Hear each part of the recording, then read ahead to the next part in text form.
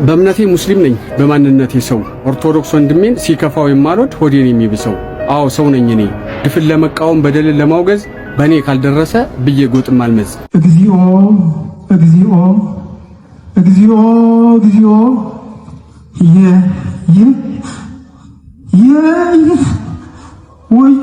ወይ ስማነ አምላክነ ወመድኃኒነ እኛ ምንም አንሆን ይብላኝ ግን ለነሱ እና ፍርሳት ሲሉ ቀድመው ለሚፈርሱ ለኢትዮጵያ መኖር ባለውለታዋ እንዴት ይሄ ሆነ ዛሬ ክፍያዋ ንጉስ አለ በዙፋኑ ይፈርዳል አይፈርድም አስረዱ ሁልጊዜ ፉከራው ሁልጊዜ ዛቻው ሁልጊዜ ልቀቁልን ነው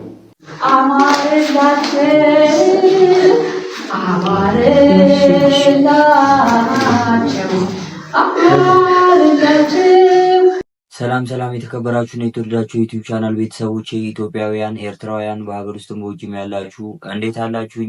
ዛሬ እንግዲህ እንደ ወትሮ እንደለመድነው በሚያስቁና በሚያዝናኑ ቪዲዮዎች አልመጣሁም። ምክንያቴ ደግሞ በኢትዮጵያ ኦርቶዶክስ ተዋሕዶ ቤተክርስቲያን በዝቋላ አቦ ገዳም እንግዲህ ለእኛ ብለው የሚጸልዩ አባቶቻችን ድምፀ አራዊቱን ግርማ ሌሊቱን ሳይፈሩ ለመላው ኢትዮጵያ ሕዝብ ለመላው ዓለም ሃይማኖትን ዘርን ሳይለዩ የሚጸልዩ አባቶቻችን መገደላቸውን ሰምተናል። ታዲያ በዚህ ጉዳይ አዳዲስ መረጃዎች ወጥተዋል። እኔም እነዚህን አዳዲስ መረጃዎች ይዤላችሁ መጥቻለሁ። ቪዲዮ ላይክ በማድረግ እንዲሁም ለቻናሌ አዲስ የሆናችሁ ቻናሌን ሰብስክራይብ በማድረግ የዚህ ቻናል ቤተሰብ መሆን እንዳይረሳ። እስከ መጨረሻው አብራችሁኝ ቆዩ። ወደ ቪዲዮቹ። በእምነቴ ሙስሊም ነኝ በማንነቴ ሰው ኦርቶዶክስ ወንድሜን ሲከፋው የማልወድ ሆዴን የሚብሰው አዎ ሰው ነኝ እኔ ድፍን ለመቃወም በደልን ለማውገዝ በእኔ ካልደረሰ ብዬ ጎጥም አልመዝ እናም እጮሃለሁ ስቃይ እንግልቱን ግፉን ተቃውሜ ከኦርቶዶክስ ወገን ከጎናቸው ቆሜ ገዳም አባትን ይቁም በግፍ መግደል ማን አለብኝ በሚል አታርሱ በደል ሰውን ብትንቁ ምንም ባይመስላችሁ ፈጣሪን አስታውሱ ሞት ነገ አለባችሁ። ቤተሰቦች እንግዲህ አባቶቻችን በግፍ መገደል ብዙ ሰዎች እንዳሳዘነ ይሄ ቪዲዮ አንዱ ማሳያ ነው። የሃይማኖት አባቶችን መግደል ጀግና አያስብልም። ስለ ሀገር ሰላም፣ አንድነት፣ መዋደድ፣ መቻቻል በየዕለቱ በጾምና በጸሎት የሚጸልዩ አባቶችን መግደል ጀግና አያስብልም። የሃይማኖት አባቶችን የሚገሉ የሃይማኖት አባቶችን የሚያንቋሽሹ የሃይማኖት አባት መግደል ጽድቅ የሚመስላቸው ከቅርብ ጊዜ ወዲህ ተበራክተዋል። እነዚህ አባቶች ወደ ገዳም የሚሄዱት ዓለምን ንቀው ምኞት ገለው ነፍሳቸው ለእግዚአብሔር አሳልፈው ለመስጠት ነው። በገዳም የሚኖሩት ምድራዊ ክብርና ሀብትን ፍለጋ አይደለም። ጤዛ ለሰው ድንጋይ ተንተርሰው የሚኖሩት ስጋቸው በመንፈሳዊ ተጋድሎ አስገዝተው ለመላው ዓለም ለሀገራቸውና ለወገኖቻቸው ለመጸለይ በጸሎታቸው ህብረት ምድራዊውን ዓለም ከመለኮታዊ ዓለም ጋር የሚያገናኙ ድልድዮች ናቸው። የዝቋላ ገዳም በመናንያን አባቶች ላይ የተፈጸመው ግፍ ማቆሚያ የሌለው የአበው ሞት ሆኗል። ከሁለት ዓመት በፊት የአራቱ መነኮሳት መገደል የደረሰበት ቁስል ሳይሽ አሁን ደግሞ ከገዳም ራቅ ብለው ቆሎ ቆርጥመው የሚኖሩት አባቶች መገደላቸው ሲሰማ የተቀሩት ያሉበት ሁኔታ አልተረጋገጠም ተብሏል። የኢትዮጵያ ኦርቶዶክስ ተዋሕዶ ሃይማኖት ተከታይ ነኝ። የኢትዮጵያ ኦርቶዶክስ ተዋሕዶ ሃይማኖት ተከታይ ነኝ። የኢትዮጵያ ኦርቶዶክስ ተዋሕዶ እምነት ተከታይ ነኝ። የኢትዮጵያ ኦርቶዶክስ ተዋሕዶ ሃይማኖት ተከታይ ነኝ።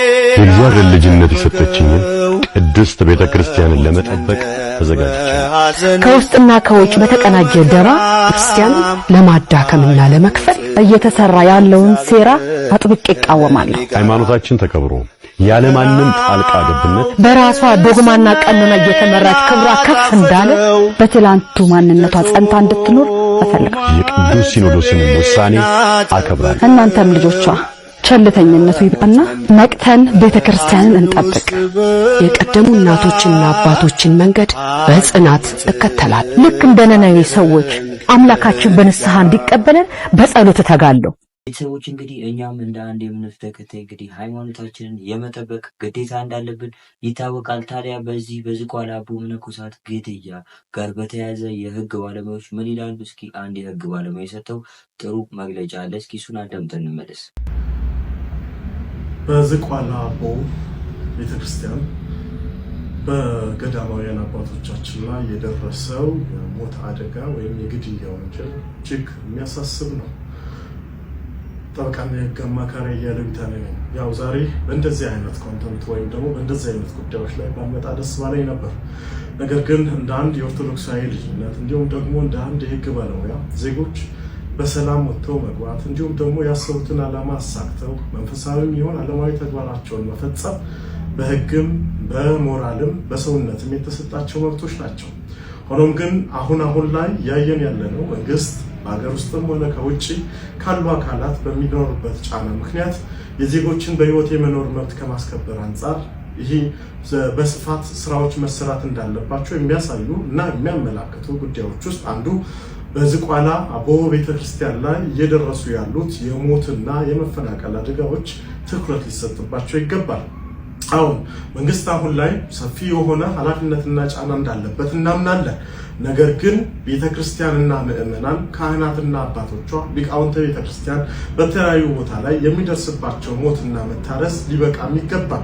ከዚህ ጋር በተያያዘ ደግሞ በዋነኛነት መንግስት ያለበት ጫና የበዛ እንደሆነ ምእመናን ወይም ደግሞ ቤተክርስቲያን ራሷን ልጠብቅ የሚገባበት ስርዓትና አሰራር ወይም ደግሞ አደረጃጀትን ሊፈቅድ ይገባል ብዬ አምናለሁ። ስለሆነም የኦሮሚያም ክልል ይሁን እንዲሁም ደግሞ የፌዴራል መንግስታት እንደዚህ አይነት ጉዳዮች በተለይ ቤተክርስቲያንና ገዳማውያን ፍጹም ዓለማዊ ያልሆነ ፍጹም መንፈሳዊ የሆነ ማንነት ያላቸውን ተቋማት መጠበቅ ላይ ከአቅም በላይ በሆነ ሁኔታ ነገሮች መደረግ ባይቻሉ እንኳን ዜጎች ወይም ደግሞ ምእመናን እንዲሁም ደግሞ ቤተክርስቲያን ራሷን መጠበቅ የምትችልበትን ፈቃድ ሊሰጥ ይገባል ብላለሁ። ስለሆነም ጠቅላይ ቤተ ክህነቱም ሆነ የኢትዮጵያ ኦርቶዶክስ ተዋሕዶ ቤተክርስቲያን ከዚህ ጉዳይ ጋር በተያያዘ ከመንግስት ጋር ጥብቅ የሆነ ግልጽ ውይይት በማድረግ ለአንድና ለመጨረሻ ጊዜ እንደዚህ አይነት ሞትና መታረዞች እንዲሁም ደግሞ ስደትን ለመከላከል የሚያስችሉ አቋም ላይ ይደርሳሉ ብዬ ተስፋ አድርጋለሁ። እንደ አንድ የህግ ባለሙያ እና እንዲሁም እንደ ምእመን ይህንን በጋራ እንድንወጣ መልእክቴን አስተላልፋለሁ። ለሞቱት ነፍሳቸውን በአብርሃም አጠገብ በደጋጎች አጠገብ ያኖርልላለሁ። አመሰግናለሁ። አሜን። እንግዲህ ያለፉትን መስዋዕትነት የተቀበሉ አባቶቻችንን ነፍሳቸውን በአጸደ ገነት ያኑርልን እያልኩኝ ቤተሰቦቼ እንዴት ነው ይህንን የህግ መግለጫ ከህግ አንጻር የሰጠውን የህግ ባለሙያ የሰጠውን ከህግ አንጻር የተናገረውን ንግግር እንዴት ታዩታላችሁ? ሀሳብ አስተያየታችሁን ኮሜንት ሴክሽን ላይ ያሳውቁኝ። እንግዲህ ይህ ጉዳይ የሁላችንም ጉዳይ ነው። የአባቶቻችን መገደል የሁሉም ኢትዮጵያዊ ጉዳይ እንደሆነ ይታወቃል። ታዲያ በዚህ ጉዳይ በሶሻል ሚዲያዎች በተለይ በቲክቶክ ላይ የተለያዩ ቪዲዮዎች እየተለቀቁ ነው። እኛም ይመለከተናል የሚሉ ሰዎች እንግዲህ የተለያዩ ቪዲዮዎችን እየለቀቁ ነው። እስኪ እነሱ ቪዲዮዎች አይተን እንመለስ። እኛ ምንም አንሆን ይብላኝ ግን ለነሱ እና ፍርሳት ሲሉ ቀድመው ለሚፈርሱ ለኢትዮጵያ መኖር ባለውለታዋ እንዴት ይሄ ሆነ ዛሬ ክፍያዋ? ምን ባደረገች ነው ይሄ ሁሉ ጥቃት? ወርቅ ላበደረች ጠጠር የሚሰጣት ካህንና ታቦት በአንድነት አስምታ አገር ነፃ ያወጣች ነፃነት ስታጣ የለሞ የሚሰጥ ፍትህን በገሃድ ገዳሟ ሲቃጠል ካህኗ ሲታረድ በገንዛ ሀገሩ ላይ ሀገር አልባ ሆኖ ካህኑ ሲሰደድ ምዕመኑን በትኖ በድፍረት መቅደሷን በእሳት ሲያነዱ ጨረቃን ለመስቀል መስቀሉን ሲያወርዱ ይዞታዋን ነጥቀው ቅጥሮቿን ሲያፈርሱ ቁርአንን ሊተኩ በመጽሐፍ ቅዱሱ ቅርስ አልባ ሊያደርጓት ቅርሶቿን ሲያወድሙ የግራኝን ታሪክ በጋር ሲደግሙ የለም እንደ ንጉስ ተውረፉ የሚል በገዳይ የሚፈርድ አይቶ ስንገደል ገደሉ ማደብ ስላሰሩ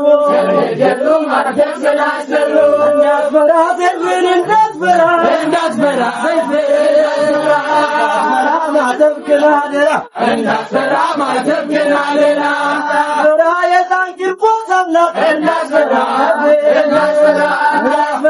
አለገ ሬሳስ አንጀታቸው ታስሮ በሰንሰለት ህዝቤን አድንልኝ ማርልኝ ስላሉ ታረዱ በስለት። እያዳኑን ነበር በርቀት ጸልየው ሳይነኩን በእጃቸው ባለቀሱት እንባ ያስነሱት ሬሳ አሳዶ ፈጃቸው። እመኑኝ ደማቸው ፍርድ ይዞ ለመምጣት ዙፋኑ ጫፍ ደርሷል። እንኳን ይሄ ትቢት ባቢሎንም ፈርሷል። አሁንም እንደተማርኩ ታውቃላችሁ ከዚህ ሀገር ይወት እዚህ ሀገር ከመኖር መብት ይልቅ የመግደል መብት ይበልጥ እንደሚከበር እሱን የተማርኩት። ምክንያቱም ዓለምን ንቀው ጠልተው ለኛ ብለው እኛ ለደከምንባት ዓለም እኛ እጃችንን ለሰጠናላት ዓለም ለመጸለይ ብለው የተደበቁ ራሳቸውን ደብቀው እየኖሩ ያሉ አባቶችን ሄዶ መግደል እኔ እንጃ አቅም ምን አይነት አቅም እንደሆነ አይታየኝ። ማለት ምንድነው? እሺ ከዛስ ሞቱ፣ ከዛስ ምን ከነሱ ምን ጸሎታቸውን ለማስቆም ምን እኔ ትርጉም አይታየኝ። አሁን ይመስለኛል መጨረሻ ላይ የተፈለገው የሚጠቅመው ተወስዶ የማይጠቅመው እኛ እዚህ እንድንቀር ነው የተፈለገው መሰለኝ። ብቻ ግን ፍትህ ለዙቃላ አባቶች። ብዙ ማውራት አልችልም። ጽኑ በሃይማኖታችሁ። ዛሬም ደም እየፈሰሰ ነው። ዛሬ ገዳማውያን እየተረሸኑ ነው። ገዳማውያን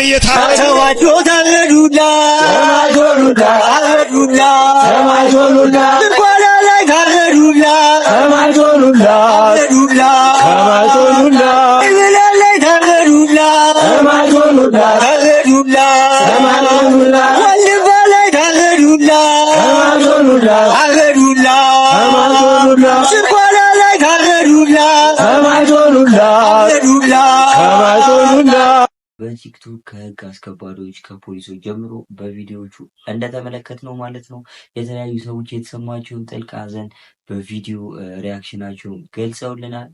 አባቶቻችንስ በዚህ ጉዳይ ምን አሉ የሚለውን ነገር እስኪ በሁለት ቪዲዮዎች ተመልክተን እንመለስ። እግዚኦ እግዚኦ እግዚኦ እግዚኦ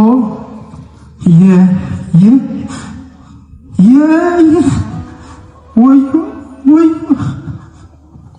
ስማነ አምላክነ ወመድኃኒነ ስማነ አምላክነ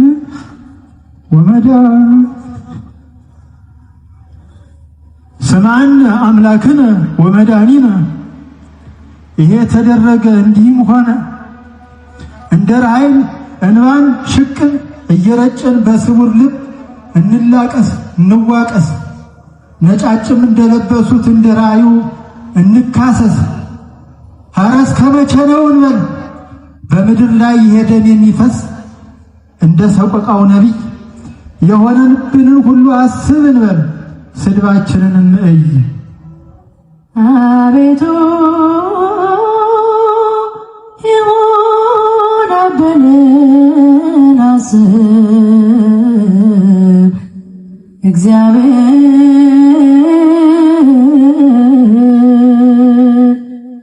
አቤቱ የሆነብንን አስብ እግዚአብሔር።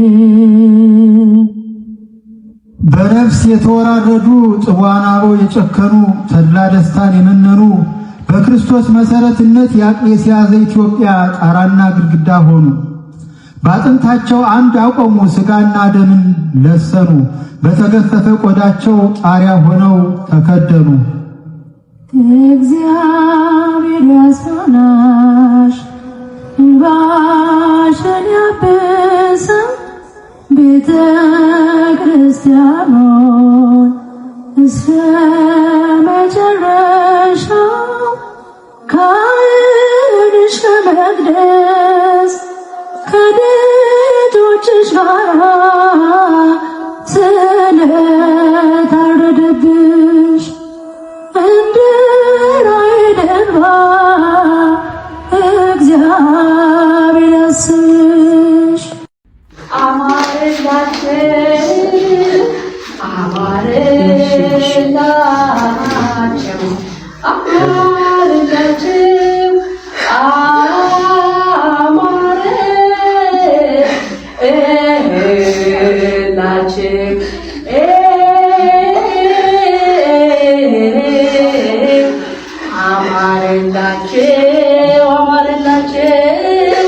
የጻድቁ ልጆች አባቶቼ ደስ ይበላቸው፣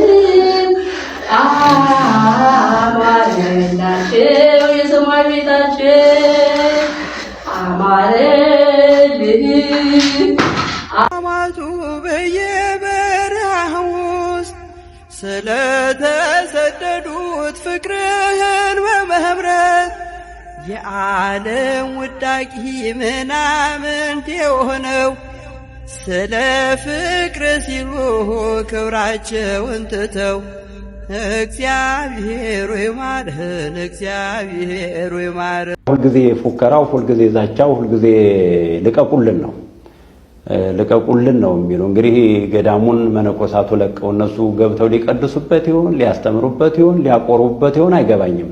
ለፍተው ወጥተው ወርደው በላባቸው ያፈሩትን አጋዥ የሌላቸውን ደጋፊ የሌላቸውን ገዳሙን አራቁተዋል። አዝመራቸውን ወስደውባቸዋል። አንዳንድ ጊዜ ሰው ጠላት በሆነ ነገር ይገላል፣ ገሎ ትቶ ይሄዳል። አስከሬናቸው እንኳ በእውነቱ ለመናገር ተለቃቅሞ እንዲቀበር ነው የሆነ።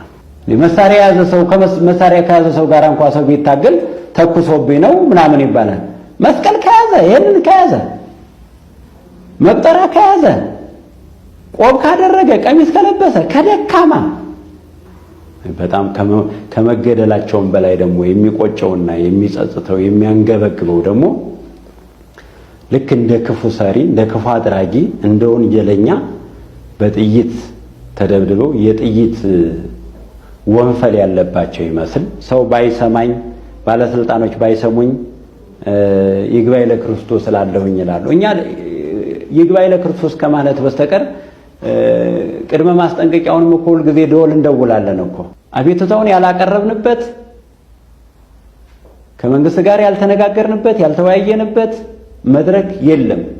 ነገር ግን ከተናገርናቸው ነገሮች ሁሉ አንዱም ተፈጻሚ አይደለም። በተናገርን ሰዓት በተናገርን ቁጥር ግን እንደለም የሚይዛቸው አካላት ያሉ ይመስለኛል።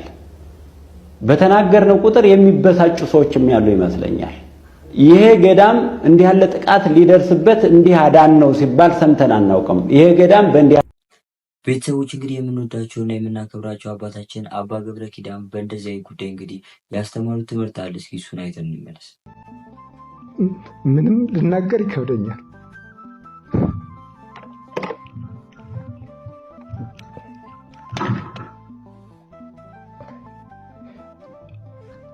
ከዚህ ስንፍናችን መንቃት አለብን። ዛሬ ካልነቃን ሰይፍ ይበላልናል። ቤተክርስቲያንም ከእጃችን ትነጠቃለች። የማትነሳ ከሆነ መብራቱን አጠፋዋለሁ ብሏል ክርስቶስ። ያጠፋዋል። ክህነቱም ይታጣል፣ ቤተክርስቲያኑም ይታጣል፣ ቁርባኑም ይቀራል። ተኩላዎች ነን በእውነቱ። እየሮጡ ዶ መቁረብ አይደለም ክርስትና። እንዴት ይሻለናል? ምን ብንደረግ ነው የሚሻለው? በጦር እየተወጋ የሰበከው ወንጌል እኮ ነው። መቀለጃ አይደለም፣ ነጠላ አይደለም ክርስትና። እንዴት መታረቅ ያቅተናል?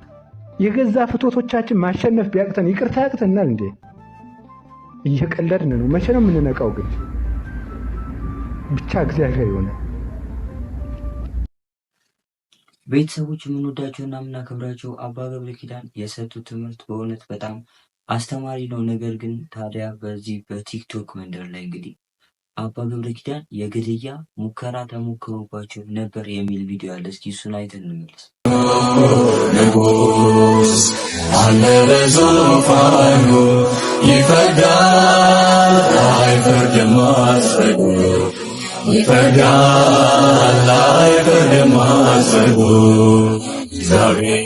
ቤተሰቦች እንግዲህ ይህን ቪዲዮ የተመለከቱ ብዙ ሰዎች ደንግጠዋል። አባ ገብረ ኪዳን እንግዲህ የምንወዳቸው አባታችን ምነካቸው በሚል እንግዲህ ይህን ቪዲዮ ኤዲት አድርጋችሁ እንደዚህ ቪዲዮ የምትለቁ ሰዎች እስኪ እነዚህን የመሳሰሉ አባቶቻችን ላይ አትሟርቱባቸው። እነዚህ አባቶቻችን ለትውልዱ በጣም ይጠቅማሉ። ትውልድን እያስተማሩ ከመጥፎ ነገር ወደ ጥሩ ነገር የሚመልሱ አባቶቻችን ናቸው እና እባካችሁ ቢያንስ እንኳን በእንደዚህ አይነት በሃይማኖት አባቶች ላይ እንደዚህ አይነት ነገሮችን አትስሩ ብዬ መልእክት ማስተላለፍ ፈልጋለሁ እና አባታችን አባ ገብረ ኪዳን ላይ ምንም የተፈጠረ ነገር የለም። ምንም እንዲፈጠርባቸው አንፈልግም። ልጅ መገደል የለበትም። ምክንያቱ ደግሞ እንግዲህ ያመጣው ወደዚህ ምድር የፈጠረው ፈጣሪ እሱ ብሎ እስከሚወስደው ድረስ የሰውን ሕይወት ማጥፋት እንግዲህ በየትኛውም መንገድ በዓለማዊም በሕግ መንገድ በመንፈሳዊም በሃይማኖት በተለያዩ ሃይማኖቶች እንግዲህ አስነዋሪና አሳፋሪ ተግባር ነው። ታዲያ እናንተስ እንግዲህ በእነዚህ በአባቶቻችን ጉዳይ ካየናቸው ቪዲዮዎች በመነሳት ምን ተሰማችሁ? ሀሳብ አስተያየታችሁን ኮሜንት ሴክሽን ላይ ያሳውቁኝ። እንግዲህ በቀጣይ በአሪፍ ቪዲዮዎች እስከምንገናኝ ድረስ መልካም ጊዜ። መስተካከል ያለባቸው ነገሮች ካሉ ሀሳባችሁን ኮሜንት ሴክሽን ላይ ማሳወቅ እንዳይረሳ። ቪዲዮ ላይክ በማድረግ እንዲሁም ለቻናል አዲስ የሆናችሁ ቻናሌን ሰብስክራይብ በማድረግ የዚህ ቻናል ቤተሰብ ይሁኑ። በቀጣይ አሪፍ ቪዲዮ እስከምንገናኝ መልካም ጊዜ። እወዳችኋል።